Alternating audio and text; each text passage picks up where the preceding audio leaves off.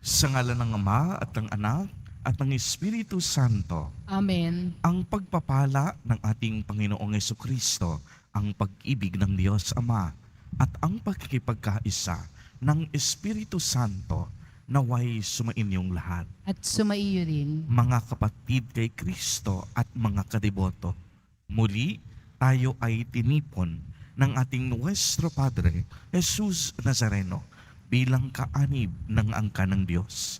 Tinipon niya tayong lahat sapagkat mahal niya tayo. Kaya dumulog po tayo sa ating maawaing Panginoon na nagpapatawad ng lubos. Inaamin ko sa makapangyarihang Diyos At sa inyo, mga kapatid, na lubha akong nagkasala sa isip, sa salita at sa gawa, at sa aking pagkukulang.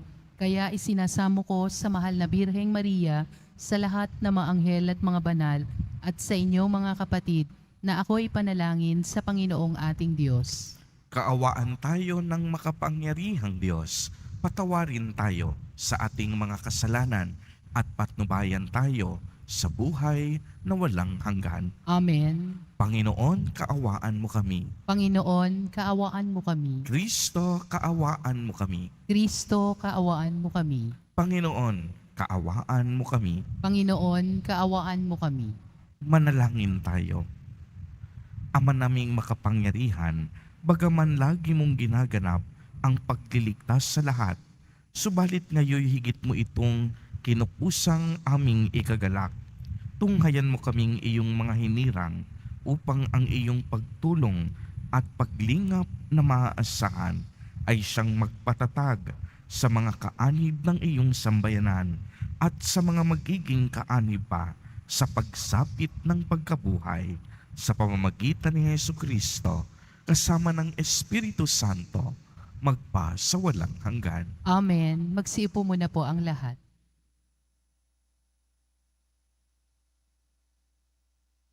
Pagbasa mula sa aklat ni Propeta Ezekiel. Ito ang ipinsasabi ng Panginoon. Titipunin ko ang mga Israelita mula sa dakong kinatapunan nila upang ibalik sila sa sarili nilang bayan. Sila'y pag-iisahin ko na lamang, isa lamang ang magiging hari nila. Hindi na sila mahahati. Sila'y gagawin kong isa na lamang kaharian. Hindi na sila sasamba sa Diyos-Diyosan ni gagawa ng kasuplang-suplang na bagay o anumang paglabag. Hindi na sila tatalikod sa akin. Lilinisin ko sila. Sila ang magiging bayan ko at ako ang magiging Diyos nila. Isang tulad ng lingkod kong si David ang magiging hari nila. Susundin na nilang mabuti ang aking mga utos at tuntunin. Sila'y doon maninirahan sa lupaing tinirahan ng kanilang mga ninuno, sa lupaing ibinigay ko kay Jacob. Sila at ang kanilang mga anak ang magiging anak ng mga anak at doon mananatili habang panahon. Isang haring tulad ni David na aking lingkod ang magiging pinuno nila magpakailanman. Gagawa ko ng isang tipan sa kanila. Ito ang tipan ng kapayapaan at mamamalagi magpakailanman. Pagpapalain ko sila at pararamihin. Itatayo ko sa kalagitnaan nila ang aking templo. Ako'y mananatiling kasama nila magpakailanman. Ako ang magiging Diyos nila. Sila ay magiging bayan ko. At kung mananatili sa kalagitnaan nila ang aking templo, malalam ng lahat ng bansa na akong Panginoon ang humirang sa Israel upang maging akin. Ang salita ng Diyos. Salamat sa Diyos. Pumapatnubay na Diyos ay pastol na kumukupkop. Pumapatnubay na Diyos ay pastol na kumukupkop. Mga bansa, pakinggan ninyo ang sabi ng poon at ipahayag ninyo sa malalayong lupain.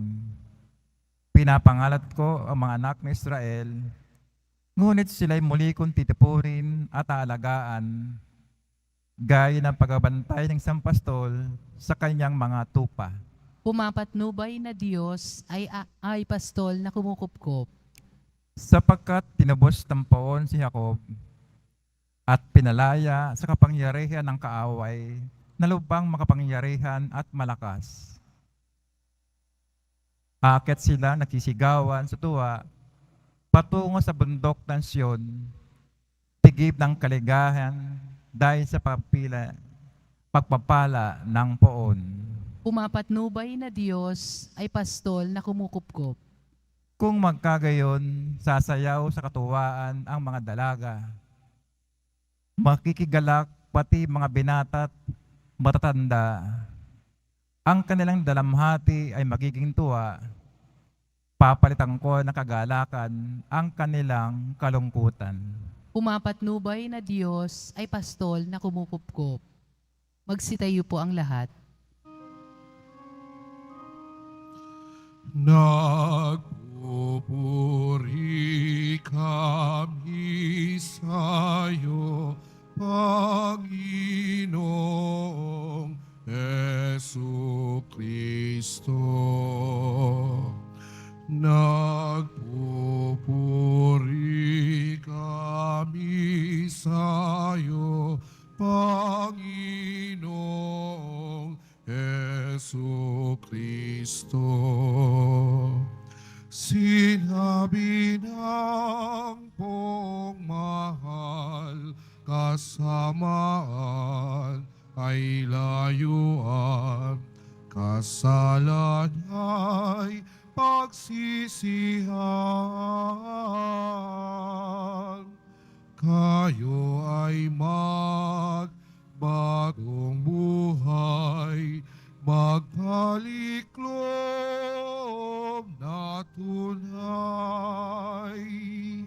Nagpupuri kami sa'yo, Panginoong Jesucristo. Sumainyo ang Panginoon. At sumaiyo rin. Ang mabuting balita ng Panginoon ayon kay San Juan.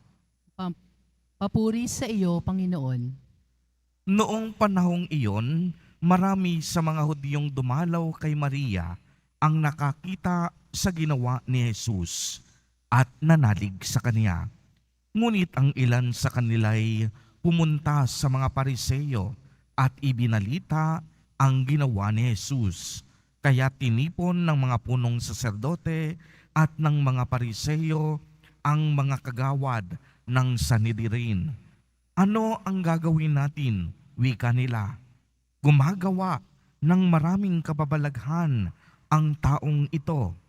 Kung siya'y pababayaan natin, mananampalataya sa kanya ang lahat. Paririto ang mga Romano at wawasakin ang templo at ang ating bansa. Ngunit isa sa kanila, si Caiaphas, ang pinakapunong saserdote noon, ay nagsabi ng ganito, ano ba kayo? Hindi ba ninyo naiisip na mas mabuti para sa atin na isang tao lamang ang mamatay alang-alang sa bayan, sa halip na mapahamak ang buong bansa? Sinabi niya ito, hindi sa ganang kaniyang sarili lamang. Bilang pinakapunong saserdote ng panahong iyon, hinulaan niyang mamamatay si Jesus dahil sa bansa at hindi dahil sa bansang iyon lamang, kundi upang tipunin ang nagkawatak-watak na mga anak ng Diyos. Mula noon, binalangkas na nila kung paano ipapapatay si Jesus. Kaya't hindi na siya hayagang naglakad sa Judea. Sa halip, siya ay nagpunta sa Ephraim, isang bayan na malapit sa ilang, at doon siya nanirahang kasama ng mga alagad. Nalalapit na ang pista ng Paskwa. Maraming tagalalawigang pumunta sa Jerusalem bago magpaskwa upang isagawa ang paglilinis ayon sa kautusan. Hindi nila nakita si Jesus sa templo, kaya't nagtanungan sila, "Ano sa akala ninyo? Paririto kaya sa pista o hindi?" Ipinag-utos ng mga punong saserdote at ng mga Pariseo na ituro ng sinumang nakakaalam kung nasaan si Jesus upang siya'y maipadakip nila. Ang mabuting balita ng Panginoon. Pinupuri ka namin, Panginoong Hesukristo. Magsiupo muna po ang lahat. Magandang umaga po sa inyong lahat, mga kapatid kay Kristo. Sa lahat po ng ating mga taga-subaybay sa iba't ibang online platforms at sa lahat ng ating mga kadiboto sa iba't ibang panig ng Pilipinas at maging sa buong mundo kung saan tayo ay naaabot ngayon ng ating live streaming. Mapayapang umaga din po sa inyong lahat. Purihin at dakilain natin ang ating Panginoon, ang mahal na poong Jesus Nazareno.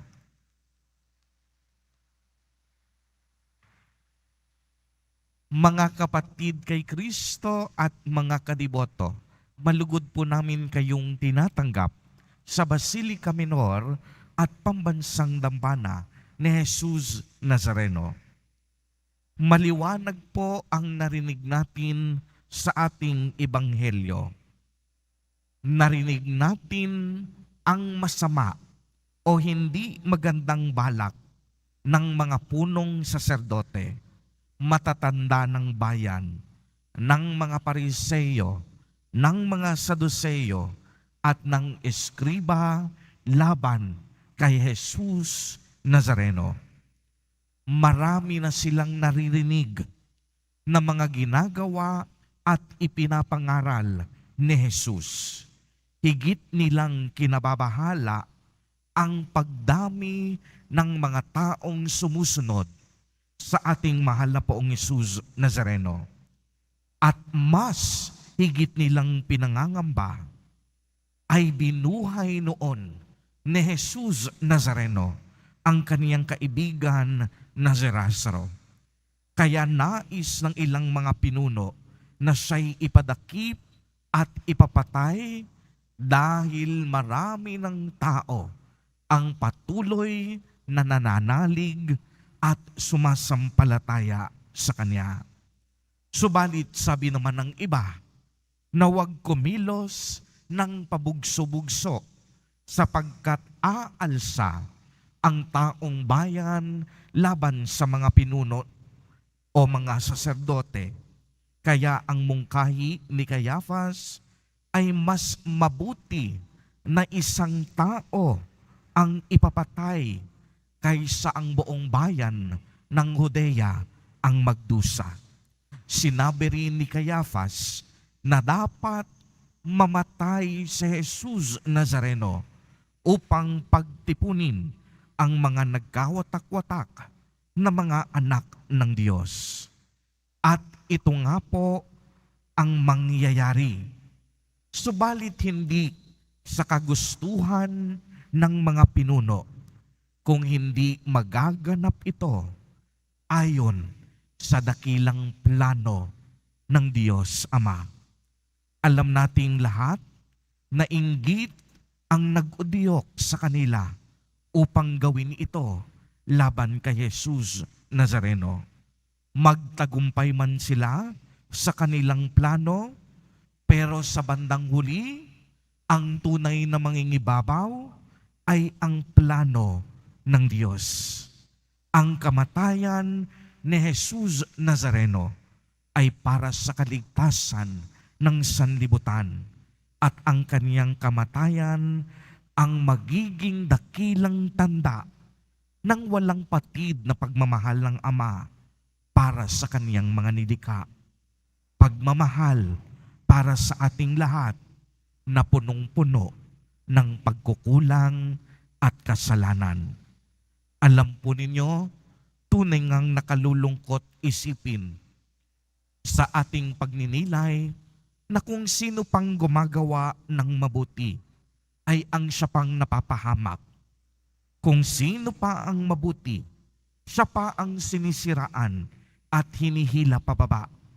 Kung sino pa ang mabuti, siya pa ang ginagawan ng masasamang balak. Nakalulungkot isipin na sa kabila ng kabutihan ng Diyos, marami pa rin sa atin ang nagagalit at nagtatampo sa Kanya kapag ang panalangin natin ay hindi agad-agad sinasagot. Nakalulungkot isipin na sa kabila ng kabaitan ng Diyos, patuloy natin siyang inaabuso. Nakakalungkot isipin na sa kabila ng dakilang awa ng Diyos, madalas pa rin sa atin ang nakakalimot magpasalamat at tumanaw ng utang na loob. Subalit hindi kagaya ng ating mahal na Poong Jesus Nazareno, ipinakita ni Kristo ang pagiging isang mabuti kahit nasa gitna ng kasamaan ng mundo. Si Jesus Nazareno, bagamat ang mga tao naging masama sa Kanya, patuloy siyang naging mabuti. Uulitin ko po, bagamat ang mga tao at ang kapaligiran ay naging masama sa Kanya, nanatili at pinili niyang maging mabuti. Hindi siya nagpatalo o nagpaapekto sa anumang kasamaan. Hindi rin siya naging masama dahil masama ang mga taong nasa paligid niya. Subalit sa gitna ng lahat ng kasamaan, nagniningning pa rin ang kaniyang liwanag dahil tunay ngang mabuti ang kaniyang kalikasan. Ibig sabihin, ang isang tao na mabuti, mananatiling mabuti kailanman at hindi mababahiran ng anumang kasamaan. Ang mabuti sa bandang huli, kagaya ng ating hari na si Jesus Nazareno, ang tunay ngang magtatagumpay sa lahat ng uri ng kasamaan. Amen. Purihin at dakilain natin ang ating Panginoon, ang mahal na Poong Jesus Nazareno. Magsitayo po ang lahat.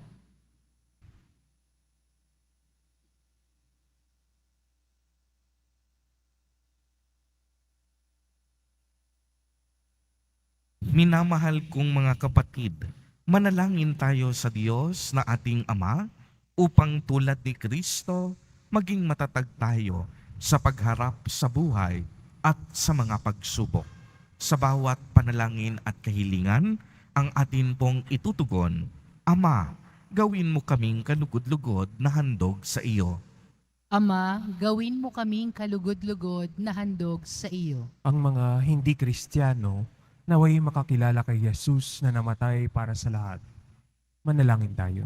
Ama, gawin mo kaming kalugod-lugod na handog sa iyo. Ang mga Kristiyanong napahiwalay naway mag-ukol ng higit na pagtatalaga ng sarili sa ekonomismo. Manalangin tayo. Ama, gawin mo kaming kalugod-lugod na handog sa iyo. Ang mga may kapangyarihan naway mag-alay ng sarili sa pagtataguyod ng katotohanan at katarungan. Manalangin tayo. Ama, gawin mo kaming kalugod-lugod na handog sa iyo. Ang lahat ng Katoliko naway makadama na sila ay may natatanging kaugnayan sa isa't isa dahil sa iisang pananampalataya. Manalangin tayo. Ama, gawin mo kaming kalugod-lugod na handog sa iyo. Ama naming Diyos, sa iyong pagkakatipon sa mga mananampalataya, sila ay pinagbuklod mo sa iisang katawan ni Kristo. Hinihiling namin ito sa pamamagitan ni Kristo na aming Panginoon. Amen. Magsiupo muna po ang lahat.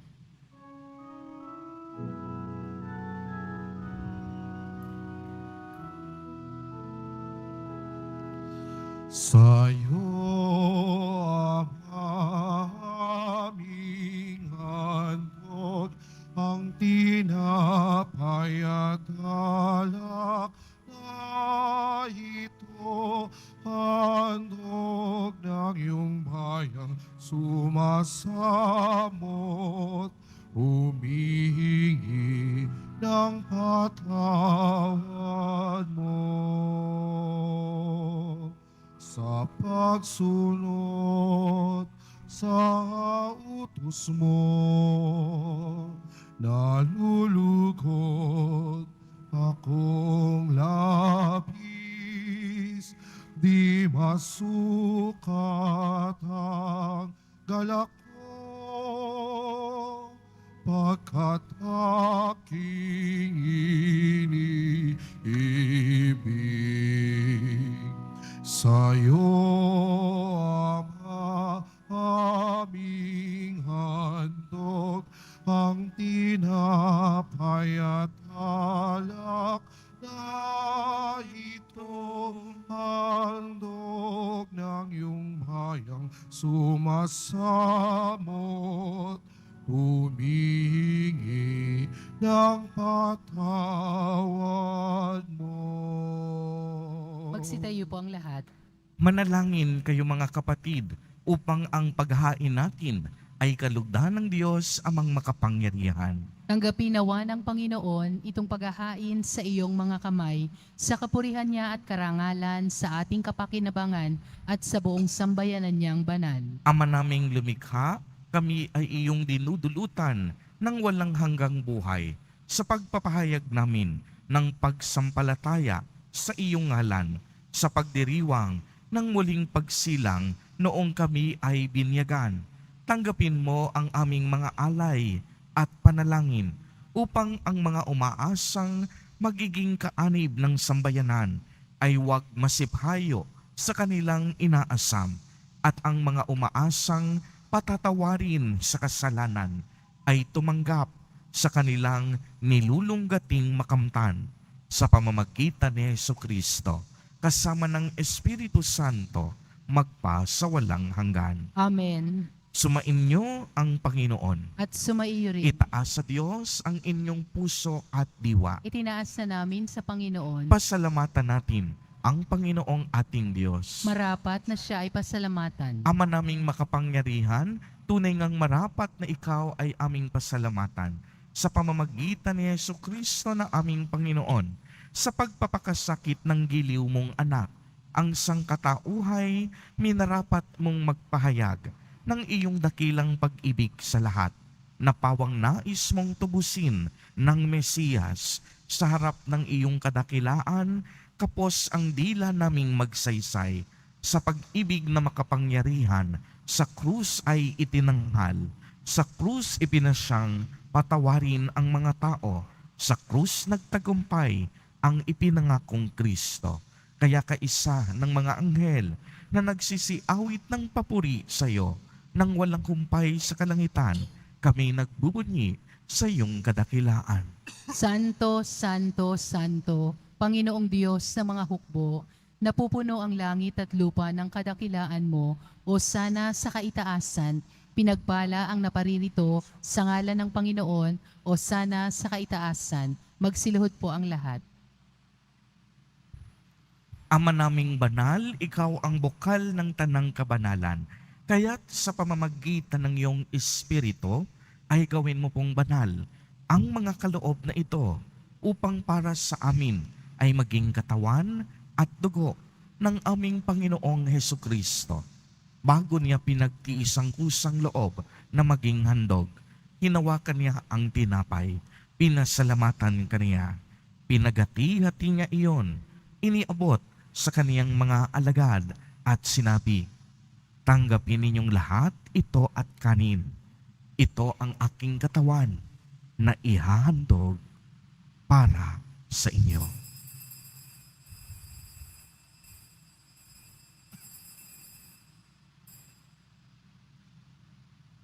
Gayon din naman noong matapos ang hapunan, hinawakan niya ang kalis, muli kaniyang pinasalamatan. Iniabot niya ang kalis sa kaniyang mga alagad at sinabi, "Tanggapin ninyong lahat ito at inumin. Ito ang kalis ng aking dugo, ng bago at walang hanggang tipan, ang aking dugo na ibubuhos para sa inyo at para sa lahat sa ikapagpapatawad ng mga kasalanan. Gawin ninyo ito sa pag-alaala sa akin."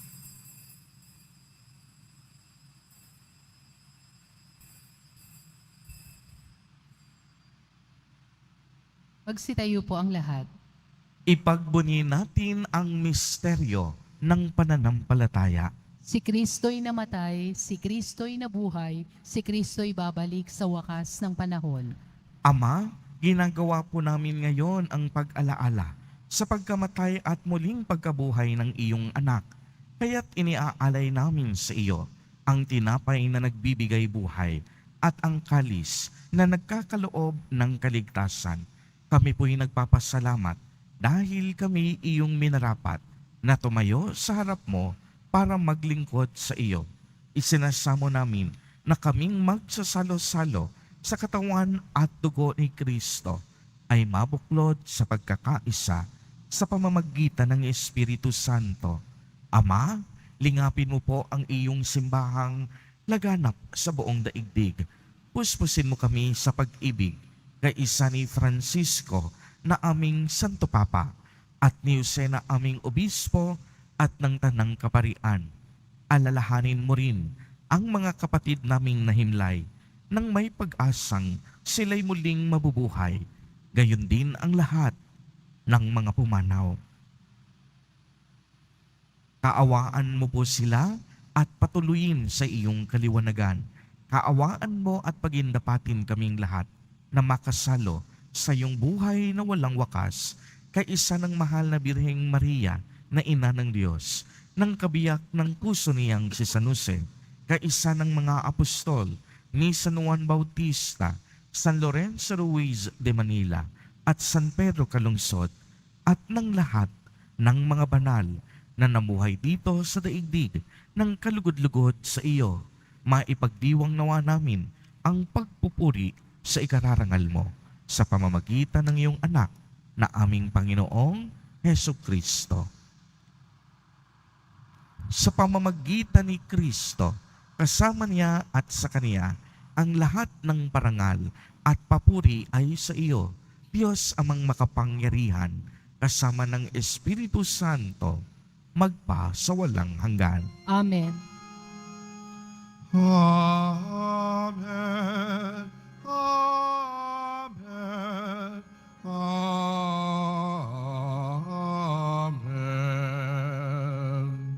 Sa tagubilin ng mga nakagagaling na utos at turo ni Jesus na Panginoon natin na Diyos, ipahayag po natin ng lakas loob.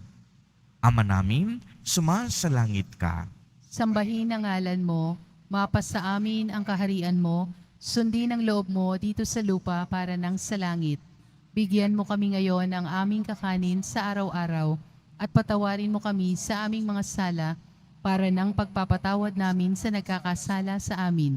At huwag mo kaming ipahintulot sa tukso at iadya mo kami sa lahat ng masama. Hinihiling namin na kami iadya sa lahat ng masama, pagkalooban ng kapayapaan araw-araw, iligtas sa kasalanan at ilayo sa lahat ng kapahamakan, samantalang aming pinananabikan ang dakilang araw ng pagpapahayag ng tagapagligtas naming si Hesus Kristo. Sapagkat iyo ang kaharian at ang kapangyarihan at ang kapurihan magpakailanman. Amen. Panginoong Jesucristo, sinabi mo sa iyong mga apostol, kapayapaan ang iniiwan ko sa inyo. Ang aking kapayapaan ang ibinibigay ko sa inyo. Tunghayan mo ang aming pananampalataya at huwag ang napakarami at paulit-ulit naming pagkakasala. Pagkalooban mo po kami ng kapayapaan at pagkakaisa ayon sa iyong kalooban, kasama ng Espiritu Santo, magpa sa walang hanggan. Amen. Ang kapayapaan ng Panginoon ay laging sumainyo. At sumaiyo rin. Magbigayan po tayo ng kapayapaan sa isa't isa.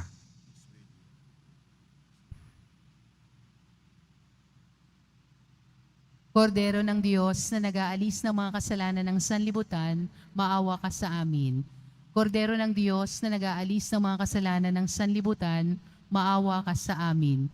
Kordero ng Diyos na nag-aalis ng mga kasalanan ng sanlibutan, ipagkaloob mo sa amin ang kapayapaan.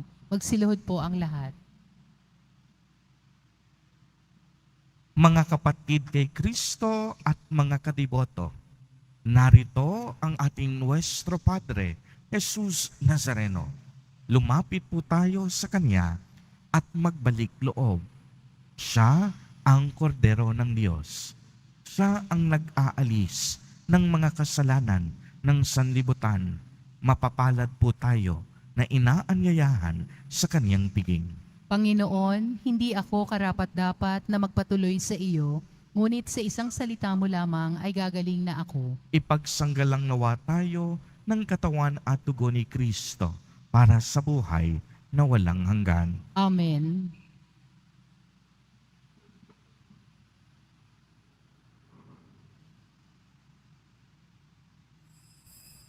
Para sa lahat ng tatanggap ng banal na komunyon, sasagot po tayo ng amen pagkasabi ng pari o ng lay minister ng katawan ni Kristo at isubo agad sa bibig bago umalis sa harapan ng pari o lay minister. Sumunod po tayo.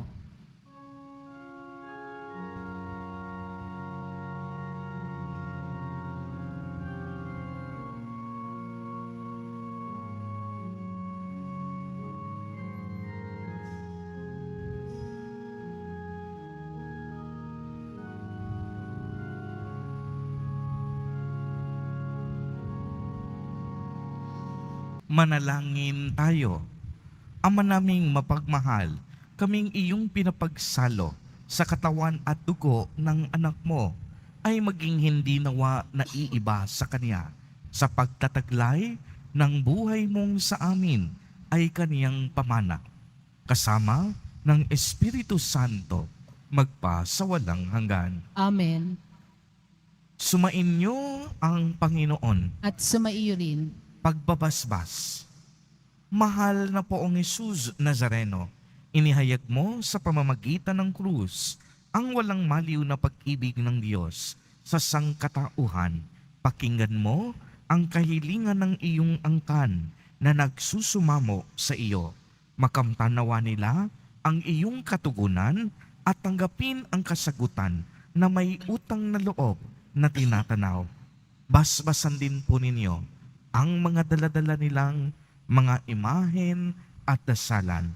Sa pamamagitan ng bendisyon na ito, naway maalala nila ang mga pangako nila noon sa binyag, na ikaw ang kanilang iibigin at paglilingkuran bilang Panginoon, magpa sa walang hanggan. Amen. At pagpalain po kayong lahat at ng inyong buong pamilya ng makapangyarihang Diyos, Ama, Anak, at Espiritu Santo. Amen. Humayo kayong taglay ang pag-ibig at kapayapaan ng poong Jesus Nazareno. Salamat sa Diyos.